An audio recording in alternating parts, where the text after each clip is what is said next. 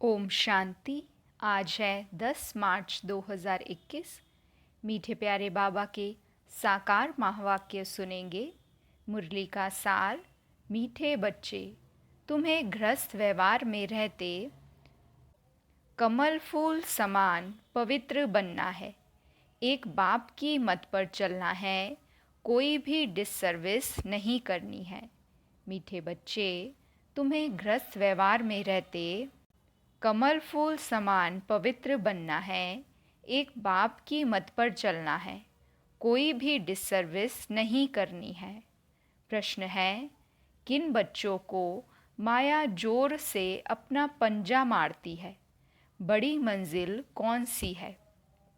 उत्तर, जो बच्चे देह अभिमान में रहते हैं उन्हें माया जोर से पंजा मार देती है, फिर नाम रूप में फंस पड़ते हैं।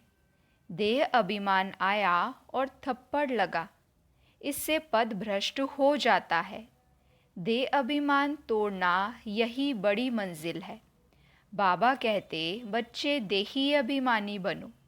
जैसे बाप ओबीडियंट सर्वेंट है, कितना निरहंकारी है, ऐसे निरहंकारी बनो, कोई भी अहंकार ना हो।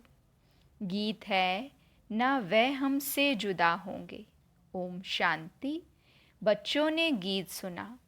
बच्चे कहते हैं, हम बाबा के थे और बाबा हमारा था जब मूल वतन में थे। तुम बच्चों को ज्ञान तो अच्छी रीति मिला है। तुम जानते हो हमने चक्र लगाया है, अब फिर हम उनके बने हैं। वह आया है राजयोग सिखाकर स्वर्ग का मालिक बनाने। कल्प पहले मुआफिक फिर आया है। अब बाप कहते हैं, हे बच्चे, तो बच्चे होकर यहाँ मधुबन में नहीं बैठ जाना है। तुम अपने गृहस्थ व्यवहार में रहते कमल फूल समान पवित्र रहो। कमल का फूल पानी में रहता है, परंतु पानी से ऊपर रहता है, उन पर पानी लगता नहीं है। बाप कहते हैं, तुमको रहना घर में ही है, सिर्फ पवित्र बनना है। यह तुम्हारा बहुत जन्मों के अंत का जन्म है। जो भी मनुष्य मात्र हैं, उन सबको पावन बनाने मैं आया हूँ। पतित पावन सर्व का सद्गति दाता एक ही है, उनके सिवाय पावन कोई बना नहीं सकता। तुम जानते हो, आधा कल्प से हम सीढ़ी उतरते आए हैं। 84 जन्म तुमको ज़रूर पूरे करने हैं और 84 का चक्र पूरा कर जब फिर जड़ जड़ीभूत अवस्था को पाते हैं, तब मुझे आना पड़ता है। बीच में और कोई पतित से पावन बना नहीं सकता। कोई भी ना बाप को ना रचता को जानते हैं। ड्रामा अनुसार सबको कलयुग में पतित तमो प्रधान बनना ही है। बाप आकर सबको पावन बनाए शांति धाम में ले जाते हैं और तुम बाप से सुखधाम का वर्षा पाते हो। सतयुग में कोई दुख होता नहीं है। अभी तुम जीते जी बाप के बने हो। बाप कहते हैं, तुमको गृहस्थ व्यवहार में रहना है। बाबा कभी किसी को कह नहीं सकते कि तुम घर बार छोड़ो, नहीं। गृहस्थ व्यवहार में रहते सिर्फ अंतिम जन्म पवित्र बनना है। बाबा ने कभी कहा है क्या कि तुम घर बार छोड़ो? नहीं। तुमने ईश्वरीय सेवा अर्थ आपे ही छोड़ा है। कई बच्चे हैं घर गृहस्थ में रहते भी ईश्वरीय सर्विस करते हैं, छुड़ाया नहीं जाता है। बाबा किसी को भी छुड़ाते नहीं हैं। तुम तो आपे ही सर्विस पर निकलते हो। बाबा ने किसी को छुड़ाया नहीं है। तुम्हारे लौकिक बाप शादी के लिए कहते हैं, तुम नहीं करते हो क्योंकि तुम जानते हो कि अब मृत्यु लोक का अंत है। शादी बर्बादी ही होगी, फिर हम पावन कैसे बनेंगे? हम क्यों ना भारत को स्वर्ग बनाने की सेवा में लग जाएं? बच्चे चाहते हैं कि राम राज्य हो, पुकारते हैं ना, हे पतित पावन सीताराम। हे राम, आकर भारत को स्वर्ग बनाओ। कहते भी हैं परंतु समझते कुछ नहीं हैं। सन्यासी लोग कहते हैं इस समय का सुख कागविष्टा के समान है। बरोबर है भी ऐसे, यहाँ सुख तो है ही नहीं। कहते रहते हैं परंतु किसी की बुद्धि में नहीं है। बाप कोई दुख के लिए यह सृष्टि थोड़े ही रचते हैं। बाप कहते हैं क्या तुम भूल गए हो, स्वर्ग में दुख का नाम निशान नहीं रहता है। वहाँ कंस आदि कहाँ से आए। अब बेहद का बाप जो सुनाते हैं उनकी मत पर चलना है। अपनी मनमत पर चलने से बर्बादी कर देते हैं। आश्चर्यवत सुनंती कथंती भागंती या ट्रेटर बनंती, कितनी जाकर डिससर्विस करते हैं। उनका फिर क्या होगा। हीरे जैसा जीवन बनाने बदले कौड़ी मिसल बना देते हैं। पिछाड़ी में तुमको सब अपना साक्षात्कार होगा। ऐसी चलन के कारण यह पद पाया। यहाँ तो तुमको कोई भी पाप नहीं करना है, क्योंकि तुम पुण्य आत्मा बनते हो। पाप का फिर 100 गुना दंड हो जाएगा।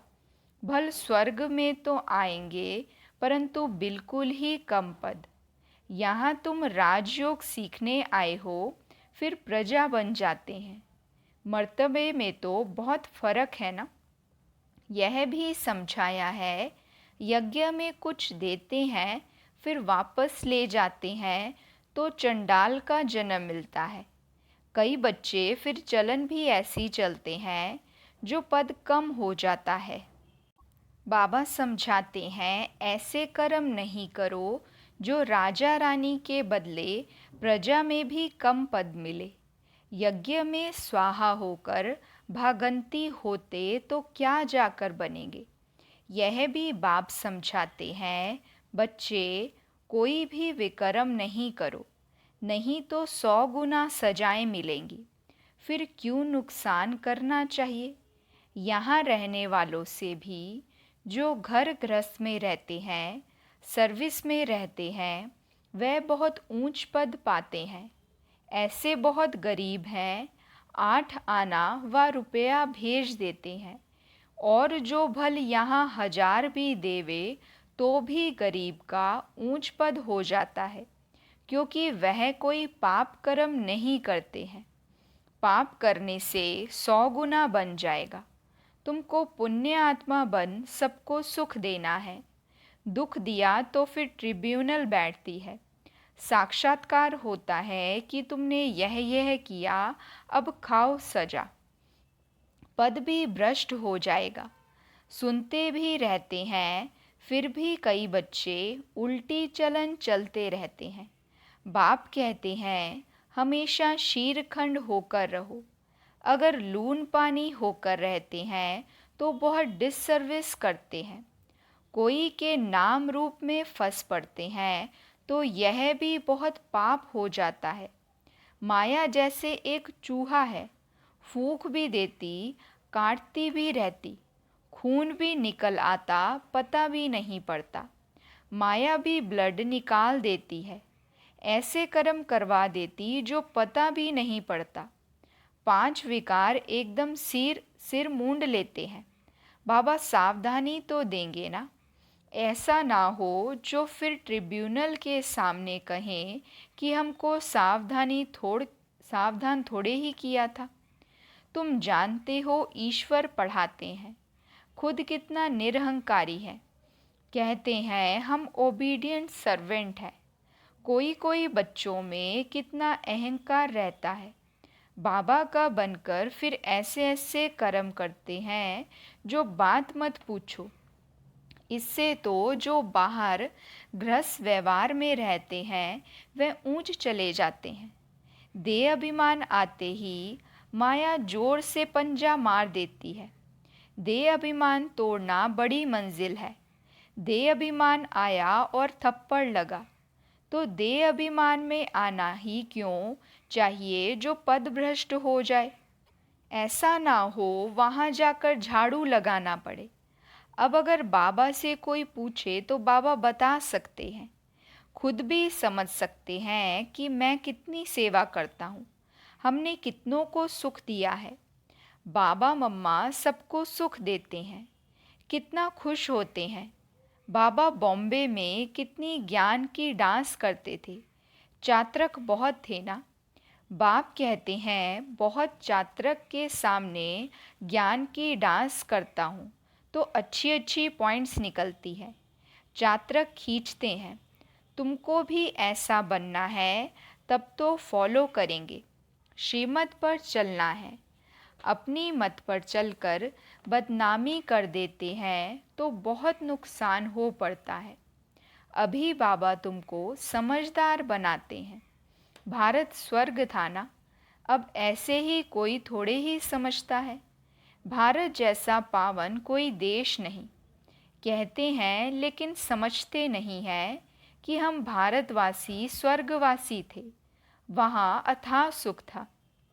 गुरु नानक ने भगवान की महिमा गाई है कि वह आकर मूत पलीती कपड़े धोते हैं, जिसकी ही महिमा है एक ओंकार।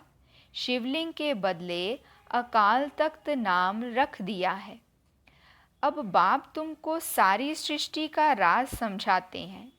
बच्चे, एक भी पाप नहीं करना, नहीं तो 100 गुना हो जाएगा। मेरी निंदा करवाई तो पदभ्रष्ट हो जाएगा। बहुत संभाल करनी है। अपना जीवन हीरे जैसा बनाओ, नहीं तो बहुत पछताएंगे। जो कुछ उल्टा किया है वह अंदर में खाता रहेगा। क्या कल्प कल्प हम ऐसा करेंगे जिससे नीच पद पाएंगे? बाप कहते हैं माता पिता को फॉलो करना चाहते हो तो सच्चाई से सर्विस करो। माया तो कहाँ ना कहाँ से घुसकर आएगी।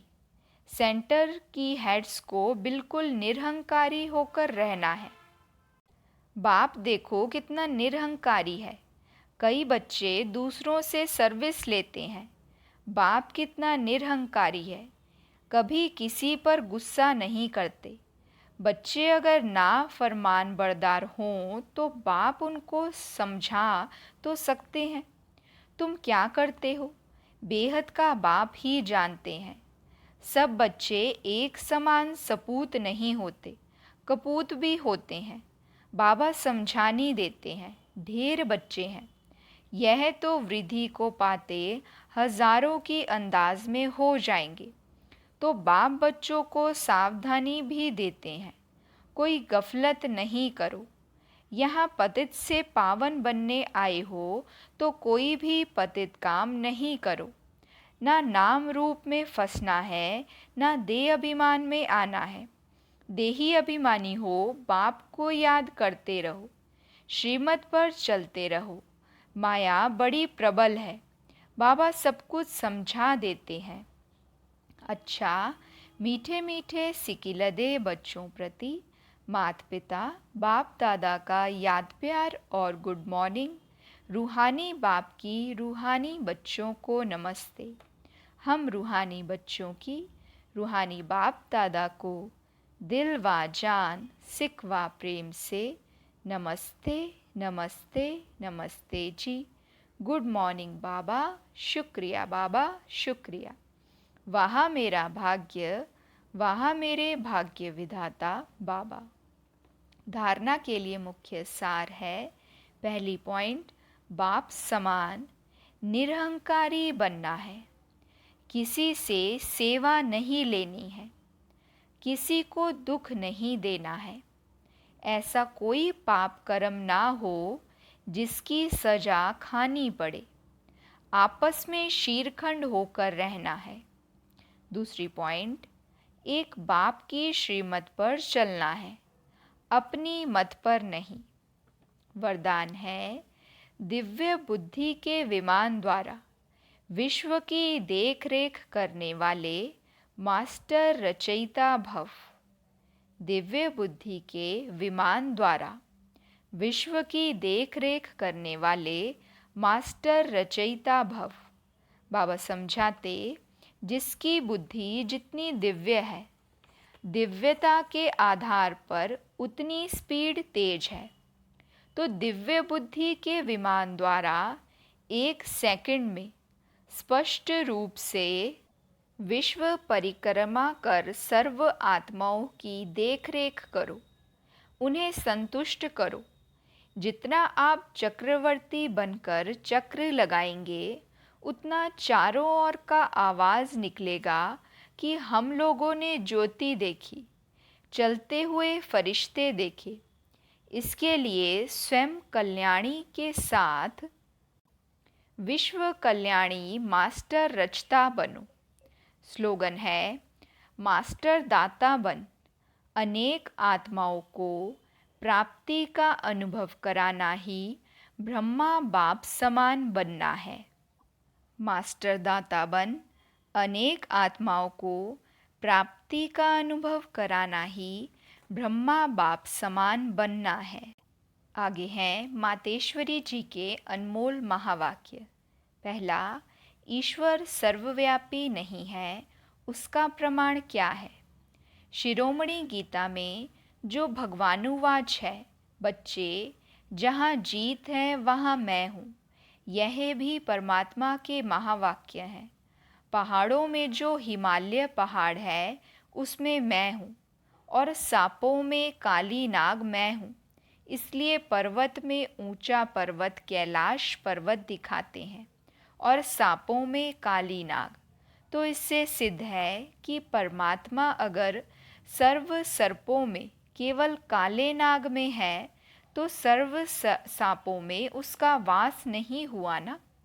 अगर परमात्मा ऊंचे ते ऊंचे पहाड़ में है, गोया नीचे पहाड़ों में नहीं है, और फिर कहते हैं जहाँ जीत वहाँ मेरा जन्म, गोया हार में नहीं हूँ। अब यह बातें सिद्ध करती हैं कि परमात्मा सर्वव्यापी नहीं है। एक तरफ ऐसे भी कहते हैं और दूसरे तरफ ऐसे भी कहते हैं कि परमात्मा अनेक रूप में आते हैं, जैसे परमात्मा को 24 अवतारों में दिखाया है। कहते हैं कच्छ मच्छ आदि सब रूप परमात्मा के हैं। अब यह है उन्हों का मिथ्या ज्ञान। ऐसे ही परमात्मा को सर्वत्र समझ बैठे हैं, जबकि इस समय कलयुग में सर्वत्र माया ही व्यापक है। तो फिर परमात्मा व्यापक कैसे ठहरा? गीता में भी कहते हैं कि मैं फिर माया में व्यापक नहीं हूँ। इससे सिद्ध है कि परमात्मा सर्वत्र नहीं है। दूसरी पॉइंट, निराकारी दुनिया, आत्मा और परमात्मा के रहने का स्थान। अब यह तो हम जानते हैं कि जब हम निराकारी दुनिया कहते हैं, तो निराकार का अर्थ यह नहीं कि उनका कोई आकार नहीं है। जैसे हम निराकारी दुनिया कहते हैं, तो इसका मतलब है ज़रूर कोई दुनिया है, परंतु उसका स्थूल सृष्टि मुआफिक आकार नहीं है। ऐसे परमात्मा निराकार है, लेकिन उनका अपना सूक्ष्म रूप अवश्य है। तो हम आत्मा और परमात्मा का धाम निराकारी दुनिया है। तो जब हम दुनिया अक्षर कहते हैं, तो इससे सिद्ध है वो दुनिया है और वहाँ रहता है, तभी तो दुनिया नाम पड़ा। अब दुनियावी लोग तो समझते हैं परमात्मा का रूप भी अखंड ज्योति तत्व है। वो हुआ परमात्मा के रहने का ठिकाना, जिसको रिटायर्ड होम कहते हैं। तो हम परमात्मा के घर को परमात्मा नहीं कह सकते हैं। अब दूसरी है आकारी दुनिया, जहाँ ब्रह्मा विष्णु शंकर देवताएं आकारी रूप में रहते हैं। और यह है साकारी दुनिया, जिनके 2 भाग हैं। एक है निर्विकारी स्वर्ग की दुनिया, जहाँ आधा कल्प सर्वदा सुख है, पवित्रता और शांति है। दूसरी है विकारी कलयुगी दुख और अशांति की दुनिया। अब वो 2 दुनियाएं क्यों कहते हैं? क्योंकि यह जो मनुष्य कहते हैं, स्वर्ग और नरक दोनों परमात्मा की रची हुई दुनिया है।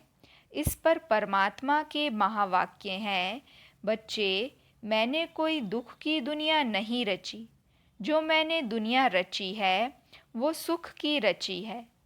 अब यह जो दुख और अशांति की दुनिया है वो मनुष्य आत्माएं अपने आप को और मुझ परमात्मा को भूलने के कारण यह हिसाब किताब भोग रहे हैं। बाकी ऐसे नहीं। जिस समय सुख और पुण्य की दुनिया है वहाँ कोई सृष्टि नहीं चलती। हाँ, अवश्य जब हम कहते हैं कि वहाँ देवताओं का निवास स्थान था तो वहाँ सब प्रवृत्ति चलती थी, परंतु इतना ज़रूर था वहाँ विकार पैदाइशी नहीं थी, जिस कारण इतना कर्म बंधन नहीं था। उस दुनिया को कर्म बंधन रहित स्वर्ग की दुनिया कहते हैं। तो एक है निराकारी दुनिया, दूसरी है आकारी दुनिया, तीसरी है साकारी दुनिया। अच्छा, ओम शांति।